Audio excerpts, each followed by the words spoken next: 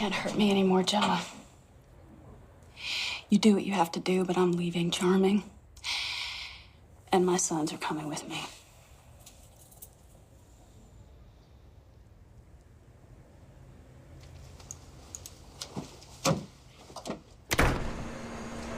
Yeah, go with that. Sounds good. Okay. Hello? It's Jack. You let him know I'm running a little late. Is there a problem?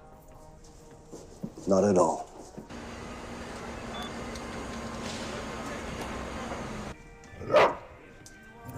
Hey. That was one of Nero's guys. They found the breeder supplying the fight dogs. Asked if we could shut it down. Oh, I've got that son of a bitch. I'm gonna take Tig. No. You have got no idea what the hell you're walking into. Relax.